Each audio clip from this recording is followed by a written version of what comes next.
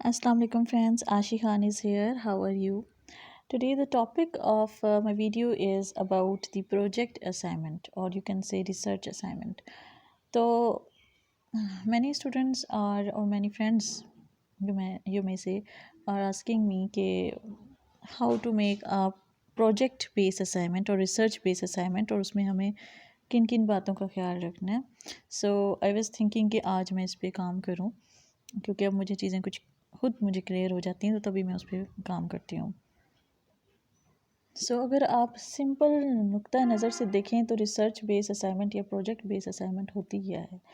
उसमें जो सबसे मेन पार्ट है वो आपका इंट्रोडक्शन या कंक्लूजन्स नहीं है, वो आपकी बॉडी का मेन या सेंट्रल पार्ट, रूट पार्ट आपकी रिसर्च है. ठीक है. अगर कोई ऐसा टीचर है जो वाकई ही इस चीज़ को समझ सकता है कि यार इसमें कौन सी चीज़ सबसे ज़रूरी है, तो वो ज़रूर आपकी असाइनमेंट में आपकी रिसर्च को देखेगा. ठीक है. अगर वो तरीके से चेक करेगा तो वो ज़रूर आपकी असाइनमेंट में ये चीज़ देखेगा कि आपकी रिसर्च कैसी है. तो सबसे मेन पार्ट आपकी रिसर्च होती है. वो रिसर्च, क्योंकि उसी रिसर्च के लिए ये असाइनमेंट की गई है, आपने क्या काम किया है, क्या रिसर्च है आपकी. ठीक है. तो बाकी जो चीज़ें हैं इसमें मेन 3 चीज़ें होती हैं.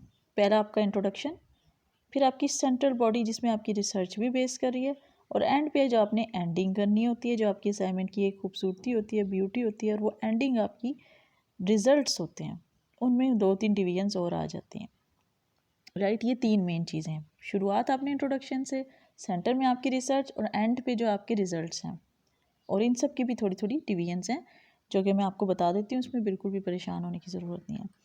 अगर कोई एक आध पार्ट, एक आध डिवीजन आपसे मिस हो जाती है तो इट्स ओके. कोई जो हैं लोग वो कम डिवीजन्स में काम करते हैं, लेकिन मेन चीज़ें होती हैं. आपने पहले अपनी जब स्टार्ट करना है तो इंट्रोडक्शन देना है कि आपने जो आप सबसे पहली बात क्वेश्चन को अच्छी तरह समझना है. सबसे पहले अपने क्वेश्चन को, रिसर्च क्वेश्चन को समझें, क्योंकि लास्ट टाइम हमारा एक क्वेश्चन आया था जिसमें हमें कहा गया था कि हमने जेंडर आइडेंटिफिकेशन करनी है. एक असाइनमेंट दी गई थी हमें कि हमने इंटरव्यूज़ लेने हैं 5 मेल से 5 फीमेल से. हमने किसी भी टॉपिक पे कोई, हम ये भी हो सकता है कोई क्राइम रिपोर्टिंग होती है या कोई ऐसा इशू होता है जिस पे हम उनसे इंटरव्यू लेते हैं. ठीक है. और हमने उसके बाद उसमें रिजल्ट्स निकालने थे कि जेंडर आइडेंटिफिकेशन के आदमियों के और मर्दों के और औरतों के बोलने के अंदाज में क्या फ़र्क है, उनकी लैंग्वेज में क्या डिफरेंस है. राइट. अब अगर समझने वाला इस चीज़ को समझेगा, क्वेश्चन के थीम को, तो वो तो बहुत अच्छा इसका कंक्लूजन दे देगा, रिजल्ट दे देगा. लेकिन ये भी हो सकता है कि कोई इंसान उस क्वेश्चन को सही तरह ना पढ़े और वो समझे कि मैंने एक क्राइम पे रिपोर्ट बनानी है, और उसके मुतालिक अगर वो बताना शुरू कर दे कि इस क्राइम में ये होता है और इस तरह नहीं होना चाहिए और इस तरह नहीं होना चाहिए कंक्लूजन्स, तो उसकी सारी रिसर्च फेक हो जाएगी, ख़राब हो जाएगी. बिकॉज उसने उसके थीम को नहीं समझा. क्वेश्चन का थीम था, आपने उसमें लैंग्वेज पहचाननी है. तो सबसे पहले अपने क्वेश्चन को समझें. क्वेश्चन क्या है, उसका थीम क्या है. ये नहीं वो आप देखें कि रिसर्च किस चीज़ पे करें, ये देखें कि रिसर्च करने का मकसद क्या है. सबसे पहले आपने एब्स्ट्रैक्ट लिखना है अपनी असाइनमेंट में. एब्स्ट्रैक्ट आपकी जो आप पूरी असाइनमेंट लिखने वाले हैं, जो जो काम करने वाले हैं, उसकी एक शॉर्ट सी समरी होती है कि मैं इसमें ये करने वाला हूँ. ठीक है. ये एब्स्ट्रैक्ट होता है. इसमें आप एक पैराग्राफ ऐड कर लें, ज़्यादा भी कर सकते हैं, आपकी चॉइस है. उसके बाद आपने इंट्रोडक्शन देना है. उसमें इंट्रोडक्शन जो आपका टॉपिक है, जिस टॉपिक पे आप रिसर्च करने जा रहे हैं, जैसे कि जेंडर आइडेंटिफिकेशन की मैंने बात की, तो मैं जेंडर आइडेंटिफिकेशन पे कुछ लिखती, अपने वर्ड्स में लिखती या कहीं से सर्च करके लिखती. ठीक है. बट मैंने उस पर कुछ इंट्रोडक्शन देना था कि ताकि एक शुरुआत हुई है कि वो काम आप शुरू करने जा रहे हैं, जो आप उसका इंट्रोडक्शन आपने देना है, बताना है कि इस चीज़ के मुताबिक है. वहाँ आपकी रिसर्च की बात नहीं आएगी, वहाँ उस चीज़ की बात आएगी. उसको आप इंट्रोड्यूस करा रहे हैं, उस टर्म को. Next is literature review. अब व्हाट इज़ लिटरेचर रिव्यू, इसमें पहले मैं खुद भी कंफ्यूज थी, टू बी ऑनेस्ट. मैं और इसमें और रेफरेंस में फ़र्क नहीं कर पा रही थी कि what is the difference between the two. और कुछ गर्ल्स ने मुझसे इसका क्वेश्चन भी पूछा कि व्हाट इज़ लिटरेचर रिव्यू, ये तो पहले हो चुका है, ये क्या है. क्योंकि जब हम कोई टर्म देखते हैं तो हम उसे सबसे पहले गूगल पे जाके सर्च करने लग जाते हैं, और जो हमें नज़र आता है हम उसी को, उसका नतीजा समझते हैं. बट इसमें बात यह है कि लिटरेचर रिव्यू का मतलब होता है कि जो काम आप करने जा रही हैं उससे पहले कुछ लोगों ने उस पर रिसर्च की होगी। तो आपने लिटरेचर रिव्यू में ये लिखना है कि ये जो काम है ये इस तरह ये बंदे कर चुके हैं, 4-5 लोगों के आपने उसमें नाम लिखने होंगे, 4-5 राइटर्स के या जो भी रिसर्चर्स हैं, that this work is like this, इस तरह से ये हो चुका है। ठीक है, ये काम हो चुका है इन द पास्ट और अब मैं इसको करने जा रही हूँ, but in my work the situation is different, मेरी सिचुएशन डिफरेंट है। इस क्या डिफरेंट है वो आपने बताना है। मेरी सिचुएशन ये है, मेरे पास ये चीज़ें हैं, मैं इनसे काम करूँगी, उन लोगों ने इन टूल्स से काम किया था। मैं मिडल लेवल पे जाके काम करी हूँ, उन्होंने सेकेंडरी लेवल पे ये रिसर्च की थी, या आप कह सकते हैं उन्होंने ये एड्स यूज़ की थी, ये वाला रिकॉर्डर यूज़ किया था, ये डिवाइसेस यूज़ की थी, जबकि मैं दूसरी वाली डिवाइसेस यूज़ कर रही हूँ। What ever the difference is may be, जो भी कंट्रास्ट है या कॉमन चीज़ें हैं वो आपने इसमें लिख देनी है। ठीक है, जो भी डिफरेंस आएंगे या जो भी। Next is research methodology. आप अपनी रिसर्च को कैसे लेके चलेंगे, आपने अपनी रिसर्च का मेथड क्या रखना है। ठीक है, इसमें आपने वो चीज़ बतानी है, किस तरीके से आप जो है वो किस जगह पे जाके, किस एरिया में जाके काम कर रहे हैं, शुरू से लेके आखिर तक जो आपका मेथड रहेगा, जो आपका तरीक़ाकार रहेगा, आप उस पर लिख सकते हैं। It's on you. और रिसर्च मेथडोलॉजी जो है वो भी एक डिवीजन है इसकी, इस राइट। और फिर आप उसमें क्या क्या यूज़ कर रहे हैं, कौन कौन से टूल्स इस्तेमाल कर रहे हैं, किस तरीके से आप उस काम को लेके चलेंगे, अपने वर्ड्स में कर लें, या अगर आप किसी से मुतासिर हैं तो उसके तरीक़ाकार को थोड़ा फॉलो कर सकते हैं।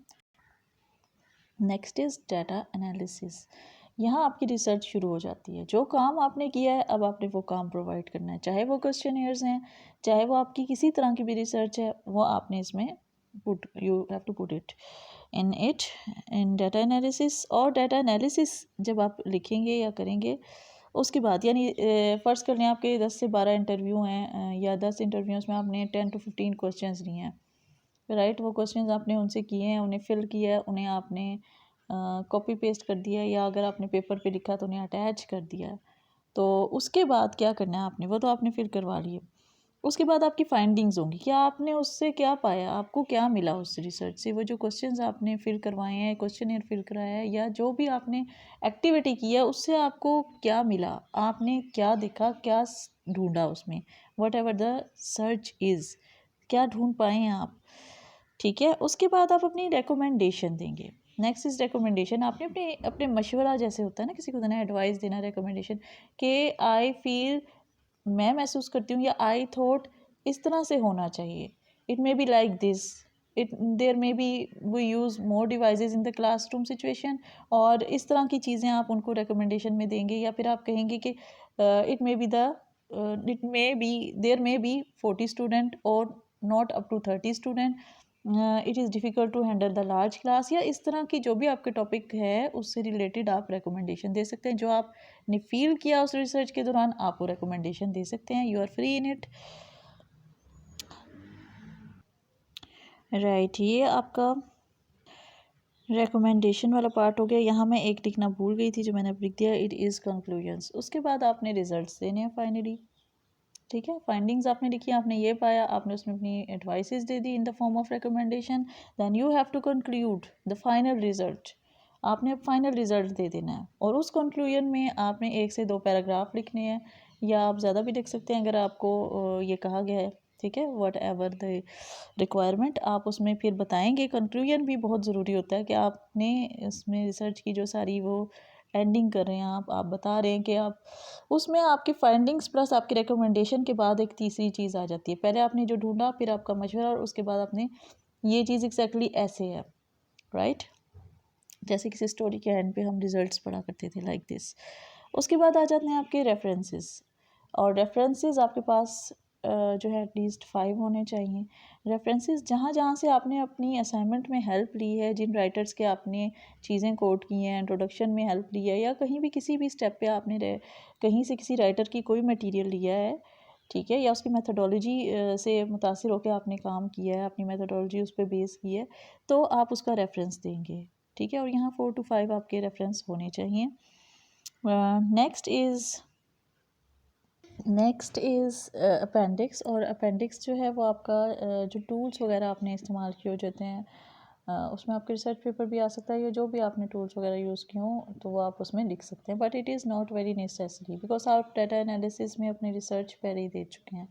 और बहुत अच्छा होगा अगर आप अपनी असाइनमेंट कंप्लीट करने के बाद ऊपर एक पेज पे अपना कंटेंट लिख देते हैं। जैसे आपकी जो बुक्स होती थी, अगर आपने नोटिस किया तो वहाँ पे ये सब चीज़ों के बारे में लिखा होता था कि यूनिट 1, यूनिट 2, यूनिट 3। इसी तरीके से आप भी एक बना देंगे, कंटेंट लिस्ट बना देंगे। जैसे कि आपने इंट्रोडक्शन दिया, फिर उसके बाद जो लिखा 2 पे आपने जो लिखा, 3 पे आपने जो लिखा।